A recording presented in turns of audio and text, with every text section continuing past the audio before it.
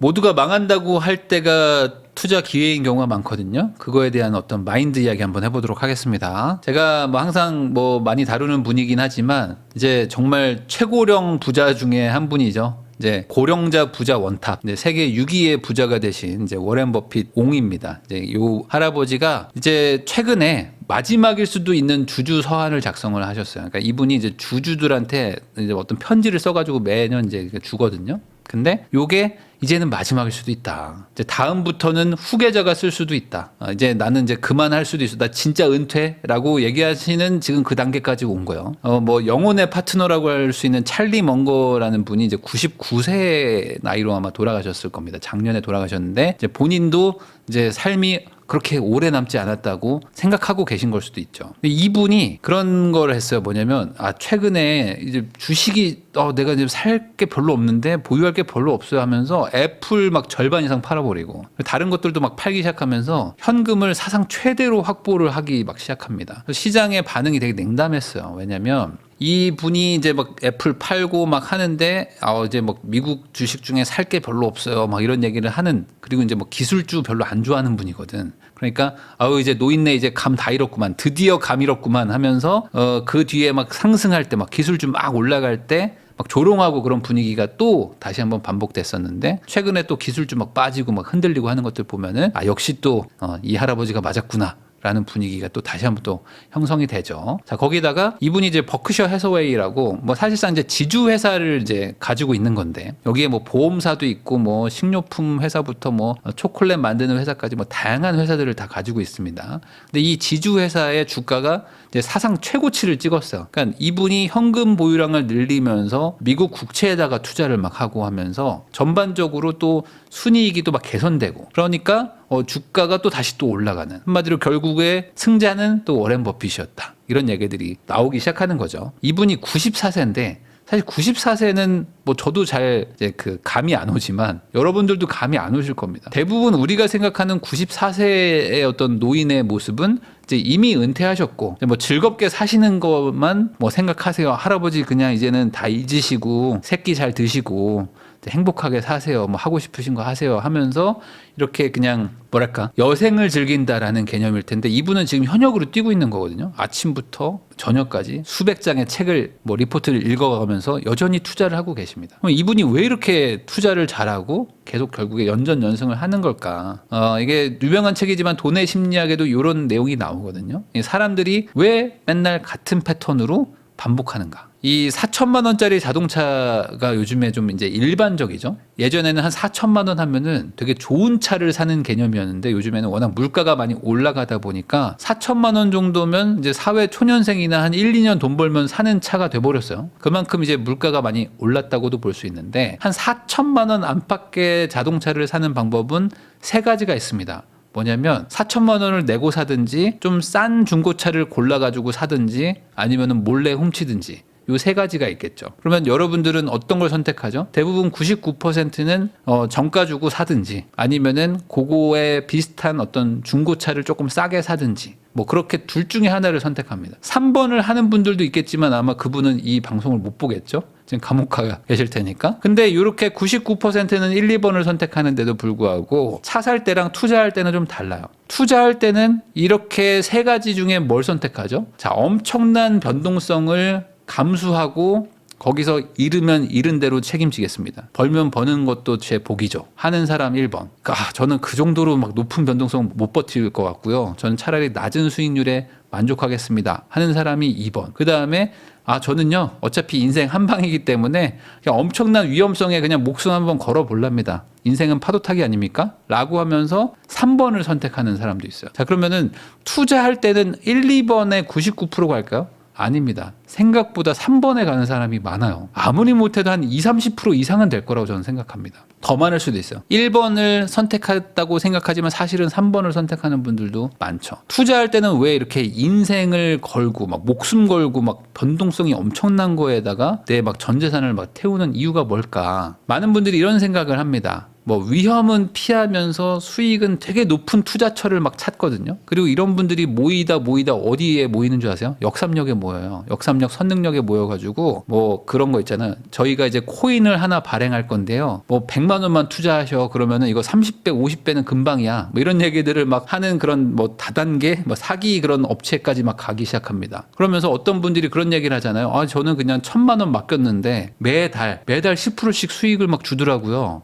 그래가지고 저는 너무 좋아서 대박인 줄 알고 여기다 1,000만 원, 2,000만 원 뭐 가족들까지 다 거기 투자하라고 했어요. 그랬는데 뭐 돈 날렸습니다 하는 얘기들 있잖아요. 그런 것처럼 위험은 없는데 수익은 엄청나게 높은 투자처를 찾다 보면은 이게 있을 것 같기도 하거든요. 그러다 보니까 이제 이상한 선택들을 하는 거예요. 그러니까 예를 들어 이제 제네시스 G80 같은 건데 무사고인데 24년식이니까 이제 탄지 한 1, 2년밖에 안 된 이거를 2천만 원에 살 수가 없나? 2천만 원에 파는 거 없나? 이런 것들도 막 이제 생각을 하는 거죠. 어떤 분들은 중고차 같은 거 보면은 무사고인데 막 1,500만 원인데 엄청 좋은 거를 막 싸게 판다고 하면서 급급맵니다 하면은 막 또 가잖아요. 그게 있는 줄 알고 막 가면 막상 갔더니 뭐 문신한 뭐 약간 양아치 조폭같이 생긴 그 중고차 딜러들이 뭐 다른 거 팔고 막 이런 일들을 겪잖아요. 그러니까 세상에 싸고 절대 리스크도 없는데 엄청난 투자처가 있을 일은 별로 없겠죠. 이 투자라는 건 기본적으로 사고 나서 하락할 수도 있는 거고 팔고 나서 상승할 수도 있는 거 아니겠습니까? 그래서 이 변동성이라는 거는 놀이동산에서 놀기 위한 입장료와 같은 것이다 라는 게 어찌 보면 이게 주식 격언이고 투자의 격언인데 부동산도 마찬가지죠. 사고 나서 떨어질 수도 있는 거고 팔고 나서 오를 수도 있는 건데 이 두 가지를 못 견디는 사람들이 사실 되게 많아요. 이거는 내 인생에 있을 수가 없다. 입장료를 내야지만 놀이동산 가서 놀 수 있는 거잖아요. 이거에 대해서는 다들 이해하지만 투자는 절대 잃을 수가 없습니다. 저는 잃을 거라면 저는 안 합니다 라고 생각하는 분들이 많다. 마치 이거 같죠? 자동차를 훔치면 공짜인데 뭐하러 돈 주고 사냐라는 거와 같은 거예요. 자동차를 훔치면 공짜인 건 맞죠? 다만 이게 오래 못 갈 뿐이죠. 내가 이제 그거에 대한 죗값을 치르면 되는 거니까. 근데 꽤 많은 사람들이 투자 쪽으로 오면은 절대 가격이 안 떨어지는 방법을 찾습니다. 그러다 보니까 최저점 맞추기를 하는 거야. 지금이 저점인가요? 지금 사면 되나요? 한 달 기다려 볼까요? 2달 기다려 볼까요? 지금 분위기가 딱 1년 전세 살고 그 다음에 사면 저점일 것 같은데 그때 가야 되지 않을까요? 그런 생각들을 계속 하는 거죠. 절대 잃을 것 같지 않은 곳에 투자하려고 하는 사람들이 많아요.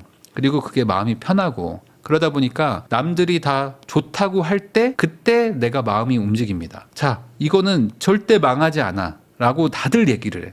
나만 생각하는 게 아니라 내 옆에 있는 20명 중에 17명이 똑같은 생각을 하는 거예요. 야, 이건 망하지 않아. 그러면 그래? 그럼 나도 해야 되겠다. 라고 그제서야 마음이 움직인단 말이죠. 뭐 미국 주식, 뭐 나스닥은 신이야 이런 얘기 많았고 뭐 코인은 신이야 이런 얘기도 많았고 부동산도 마찬가지죠. 서울 아파트 불패 뭐 이런 얘기들도 많습니다. 장기 투자하면 절대적으로 승리한다 이런 얘기들도 많고 근데 이 변동성이 큰 뭐 주식이든 뭐 코인이든 뭐 이런 것들에 장기 투자하면은 절대적으로 승리하는 것도 맞거든요. 지금까지 보면은 우량주 우량 코인 이런 거에만 하면은 맞는데 장기 투자가 또 안 되는 이유가 있잖아요.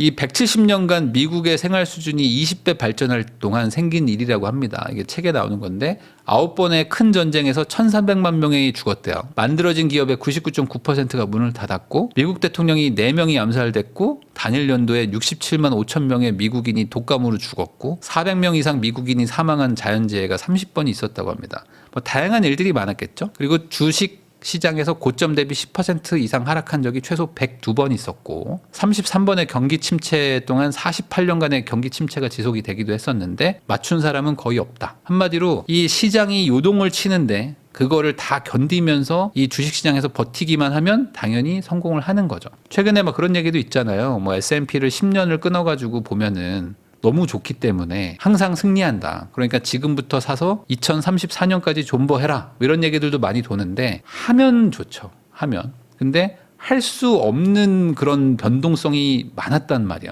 못 버티는 변동성도 많았다는 거죠. 자, 물리면 버티면 돼요. 결국에 올라가거든요. 이런 얘기가 비트코인에서 제일 많잖아요. 사실 비트코인이라는 게 1년 전만 해도 2천만 원, 3천만 원 이랬는데 지금 뭐 빠져서 1억 2, 3천입니다. 빠져가지고 1억 3천이죠. 그러니까 단순 계산하면은 2천만 원에서 1억 3천까지 뭐 6배가 오른 거예요. 빠져도 6배. 그러면 그걸 버티면 되는 거 아니냐라고 단순히 생각할 수 있는데 이거는 안 가져본 사람이 생각하는 거고 그 기간을 가지고 버텼던 사람들은 하루하루가 아주 죽을 맛이었겠죠. 그 안에서도 몇 번의 수십 %의 폭락과 수십 %의 급등을 계속 견뎌가면서 버티는 게 가능하냐. 어떤 사람들은 지난 반감기부터 지금까지 가지고 있는 사람들도 있잖아요. 그러면 그 4년간 얼마나 많은 그 심적 갈등과 고통이 있었겠습니까? 뭐 다른 것들도 마찬가지인 거고요. 부동산도 마찬가지죠. 부동산도 뭐 한 1년 반 전에 뭐 둔촌주공 망한다는 그런 얘기가 정말 많았을 때 그때 한 14억 하던 아파트가 지금 24억입니다. 그러면 그때 사가지고 지금 가지고 있으면 10억 벌었네? 라고 말하는 건 되게 쉬운 얘기죠. 그때 못 사요. 그때 못 사죠. 여러분들도 다, 저도 다 그 시절을 살았지만 그때 어떻게 삽니까? 그 분위기에서. 그러니까 지나고 나서 버티면 되는 건데 라는 거는 어려운 얘기고 그 말은 앞으로도 10년을 버틸 수 있다, 4년 버틸 수 있다? 이거는 해봐야 하는 겁니다. 자, 요즘 부동산 누가 사냐? 이런 얘기들 많았어요. 왜냐하면 금융자산이 상승할 때는 사실 부동산이 의미가 없거든요. 아니, 금융자산이 사실 부동산보다 훨씬 더 뭐랄까요? 좋은 저는 투자처라고 생각은 합니다. 왜냐하면 뭐 세금도 훨씬 덜하죠. 규제 같은 것도 훨씬 덜하고 막 사람 상대 같은 것도 안 해도 되잖아요. 이건 집에서 할 수 있는 거지만 부동산은 막 가야 되고 뭐 서류도 떼야 되고 어떨 때는 소송도 해야 되고 막 되게 불편한 게 많아요. 그러다 보니까 금융자산이 상승할 때는 당연히 상승률도 높고 부동산 대비 나쁠 게 하나도 없단 말이죠. 그러니까 당연히 금융자산 상승할 때는 부동산이 나빠 보입니다. 그렇지만 장기 보유, 장기 투자, 어떤 뭐 빠졌을 때 버티고 뭐 이런 것들까지 고려해 보면은 부동산도 나쁜 투자는 아니에요. 그러다 보니까 이제 시장이 과열될 때는 막 금융자산으로 막 사람들이 막 갑니다. 저게 막 끝도 없이 갈 것 같거든. 근데 조금 지나면 또 아, 역시 부동산인가 하면서 또 부동산으로 또 왔다가 부동산이 또 막 이렇게 올라가면은 끝도 없이 갈 것 같아서 또 여기로 왔다가 역시 금융자산이었네 하면서 왔다 갔다 하면서 사람들이 같은 것을 반복하는 거죠. 이 워런 버핏 할아버지가 이런 얘기를 했습니다. 2008년 주주서한을 보낼 때 나는 이윤을 더 낼 수 있는 투자처가 있더라도 밤잠을 설치는 선택은 하지 않을 것이다 라는 얘기를 한 적이 있다고 합니다. 이게 되게 와닿는 것 같아요. 뭐냐면 저도 옛날에 레버리지 엄청 쓰고 뭐 지금도 많이 쓰지만 대출을 엄청나게 많이 받는다는 게 받아보지 않은 사람은 모르거든요. 그리고 대출을 내 명의로 받아서 내가 매달 이자를 낸다는 게 절대 쉬운 일은 아닙니다. 이러다 보면은 옛날에 뭐 회사 다니면서 정말 막 대출 엄청 쓰고 이럴 때는 내 연봉 대비 너무 많은 돈을 막 빌리고 하다 보니까 밤에 막 깨기도 하고 막 그랬거든요. 그런 것처럼 내가 장기적으로 꾸준히 끌고 가지 못하는 거라면 그거는 내 것이 아닌 거다라고 생각하는 게 맞겠죠. 그래서 이 할아버지는 딱 이 전략만 쓰는 거잖아요. 조금 덜 벌더라도 확실할 때 들어가 가지고 조금 먼저 나온다. 이거를 계속 반복하신 겁니다. 80년째 반복한 거죠. 이분이 11살부터 이제 주식 투자를 했다고 하니까 이미 80년 넘게 수익을 냈던 이유는 확실할 때 들어가 가지고 조금 남들보다 먼저 나온다. 이런 마인드로 항상 접근하다 보니까 결국에 세계 최고령 부자 할아버지가 된 게 아닐까라는 생각도 좀 듭니다. 2022년에 금리가 진짜 많이 급등했잖아요. 그러면서 이게 40년 만에 온 금리 급등 수준이죠. 그래서 그 전에는 사실상 뭐 제가 태어나기 전의 일이니까 아마 여러분들도 웬만해서는 겪어보지 못했던 수준의 금리 인상을 이번에 겪은 겁니다. 그러면서 이게 많은 분들한테 깨달음이 왔어요. 뭐냐면 특히 자산이 많으면 많을수록 현금을 어느 정도 좀 확보를 해놔야 된다는 거에 대한 것들을 좀 많이들 알게 되셨습니다. 왜냐하면 가격이 막 빠지고 막 시장이 막 폭락하고 막 그러는 경우들이 생기는 거예요. 살다 보면. 근데 그 너무 좋은 가격에 사야 되는데 나도 물려서 살 돈이 없는 이 경험 많이 해보셨죠? 아마 이게 지금도 똑같이 반복될 겁니다. 오늘 코인 폭락했어? 야, 지금 사야 되는데 나도 물렸어. 이런 일들을 겪게 되는 거죠. 더 벌려고 올인했다가 빠지면서 같이 물리는 거를 우리는 계속 반복합니다. 사실 정확하게 얘기하면은 일부는 좀 뚝 떼서 현금으로 들고 있어서 좀 덜 벌더라도 확 빠져서 가격이 좋을 때 그때 투자하고 반대로 오른 게 있으면 그걸 또 팔아서 다시 현금을 확보하는 이런 좀 순환 사이클을 만들어 놓는 게 투자에는 좋긴 하죠. 그래야 저점도 잡고 안전 마진도 먹는 거니까. 모든 시장에서 해야 될 질문이 하나 있습니다. 뭐냐면 이거죠. 지금 판이 돈 벌 확률과 잃을 확률 중에 뭐가 더 큰가? 를 한번 따져볼 필요가 있습니다. 그러니까 지금 앞으로 더 올라갈 수도 있을 것 같은데 지금 들어가서 먹을 수 있는 범위가 얼마일까? 근데 만약에 지금 들어가면 잃을 수 있는 범위는 얼마지? 잠깐만. 그럼 지금 내가 굳이 이 자산에 들어갈 이유가 있을까? 를 한번 고민해 볼 필요는 있는 거죠. 더 올라간다 안 올라간다를 따지는 게 아니라 지금 들어가면 얼마나 더 버는 거지? 벌어봐야? 잃으면 크게 잃을 수도 있는 거 아닌가? 라는 생각을 하면은 그래도 우리도 좀 약간 워렌 버핏과 비슷한 방법을 따라하는 게 아닐까라는 생각도 듭니다. 이분은 최근에 수백 조의 현금을 지금 쟁여두고 계시면서 저는 뭐 일본 상사 주식 조금 사고요. 뭐 미국의 뭐 철도 조금 사고 이러려고 하는데 쉽진 않네요. 하고 계시는 분입니다. 그러니까 이분도 투자의 귀재인데 투자의 귀재고 뭐 기술주 뭐 이런 것들을 검토를 안 하진 않았을 텐데 안 하는 이유도 있겠죠. 당연히. 그러니까 너무 고평가된 거를 좀 극도로 피하려는 성향. 그게 길게 보면 성공하는 게 아닌가라는 것도 좀 배울 수 있는 것 같고요. 자, 이걸 부동산으로 얘기해 보면 참 이런 것 같아요. 뭐냐면 서울 집값 쏠림 현상이 지금 계속되고 있거든요. 그래서 사실 한 2022년, 23년에 거의 폭락 수준의 하락, 20에서 25%, 거의 30% 가까이 빠졌었는데 순식간에 회복이 됐고요. 그리고 회복된 걸 넘어서 지금 전고점을 뚫고 지금 막 올라가고 있습니다. 그러다 보니까 오르는 게 계속 올라가는 거를 또 우리가 경험하고 있거든요. 그러면 지금이라도 사야 되는 거 아닌가? 라는 생각이 강하게 들 거예요. 특히 최근에 막 토지거래 허가구역 풀려가지고 순식간에 3, 4억 올라버리니까 야, 이거 지금 따라 사야 된다. 라는 생각이 나도 모르게 든단 말이죠. 근데 뭐 저도 투자를 하는 사람이고 저도 부동산에서 지금 경험을 계속 하고 있는 사람으로서 이 투자자의 마인드로만 보면요.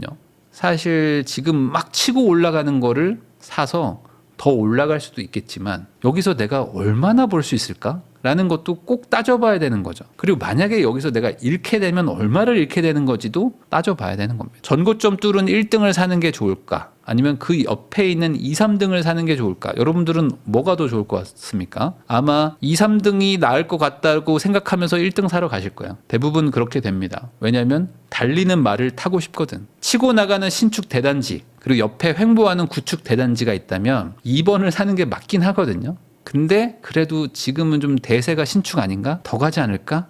벌어지지 않을까? 라는 생각에 아마 신축 대단지를 볼 겁니다. 제가 말하는 2, 3등은 뭐 구축 대단지 정도를 말하는 건데 많은 분들이 그럼 빌라 사요? 뭐 지식산업센터 사요? 뭐 이런단 말이죠. 2, 3등이 아니라 9등, 10등을 보는 것도 있어요. 그거는 또 너무 멀리 가시는 거예요. 이 워렌 버핏 투자를 뭐 굳이 단순한다면 뭐 다른 것도 정리할 수 있겠지만 이런 거겠죠. 세금을 최대한 피해가지고 최대한 무이자로 남의 돈을 많이 빌립니다. 그래서 이분은 보험사를 사요. 보험사에서 들어오는 수많은 수십 년간 묶이는 돈을 가지고 투자를 해서 레버리지를 일으키는 거죠. 유지비가 높은 지급해야 되는 이자가 높은 돈을 빌려가지고는 아주 길게 장기간 레버리지를 쓸 수 없기 때문에 보험이라는 걸 이용해서 무이자로 남의 돈을 가지고 돈을 불리는 전략을 씁니다. 그리고 확실할 때 들어가는 스타일이죠. 남들 다 망해가지고 힘들어할 때 들어가는 스타일이고 남들이 막 가자 할 때는 나오시는 스타일이에요. 항상 막 올라갈 때는 야, 저 할아버지 왜 이렇게 먼저 나가냐 감 떨어졌네 했는데 또 얼마 있으면 또 확 꼬꾸라져. 그러면 남들이 막 죽어갈 때 그때도 가만히 있다가 피바다가 되면 그때 들어가시는 스타일이죠. 그때 들어가서 아주 악독한 조건을 제시하면서 후려쳐가지고 싸게 사는 스타일입니다. 그거를 수십 년간 반복했기 때문에 지금 세계 6위의 부자가 된 거겠죠. 자, 중요한 건 사실 자기의 원칙이 있다는 건데 이분은 이제 이런 원칙을 가지고 이제 하는 거고 다 각자 자기만의 원칙이 있겠죠. 중요한 거는 내가 지금 원칙대로 무언가를 판단하고 있는 건지 아니면 남을 따라다니고 있는 건지를 고민해 볼 필요도 있습니다. 자, 저는 요즘에 가장 중점을 두고 있는 거는 제가 몇 번 강조했지만 이런 거예요. 현금 확보가 좀 중요하구나. 그래서 현금성 자산을 제가 그래도 계속 가지고 있습니다. 예전에는 완전 그냥 올인, 부동산 올인 이렇게 했었는데 지금은 그렇게는 안 하고 현금 확보를 좀 하고 있으면서 뭔가 막 폭락하는 데 있잖아요. 막 대중이 막 공포에 빠진 거 있잖아요. 그런 것들을 계속 유의 깊게 봅니다. 그래서 매일매일 그런 것들도 좀 보고 관련돼서 어떤 전문가가 있으면 또 물어도 보고 하면서 이거를 조금 투자하면 어떨까? 공포에 빠진 곳에 들어가야지 잃어도 적게 잃더라고요. 못 벌더라도. 그런 곳을 들어가서 이제 그때부터는 딱 들어간 순간 이제 감정이 요동치기 시작하는데 그때 어떻게든 감정을 컨트롤 해가지고 최대한 이성적으로 기계적으로 내가 생각한 계획대로 뭔가를 하고 나온다. 이런 개념으로 접근하려고 많이 노력하고 있습니다. 근데 이게 어렵죠. 어렵고 저도 하면서 참 힘들더라고요. 근데 이런 것들을 하려고 하는 게 길게 봤을 땐 더 좋은 게 아닌가라는 생각이 좀 듭니다. 잃으면 얼마나 잃을 것이고 벌면 얼마나 벌 건가라고 생각하면은 오히려 남들이 도망칠 때 들어가는 게 맞고 남들이 막 환호성을 지를 때 나오는 게 맞는 거잖아요. 근데 그게 안 되는 이유는 우리는 인간이고 항상 실수를 반복하기 때문이지 않을까라는 생각도 좀 듭니다. 그게 극복이 된 분이니까 워렌 버핏이처럼 부자가 됐기도 했겠죠. 투자가 절대 쉽진 않지만 그래도 우리도 같이 조금이라도 따라해보면 좋지 않을까 하는 마음으로 한번 영상을 만들어 봤습니다.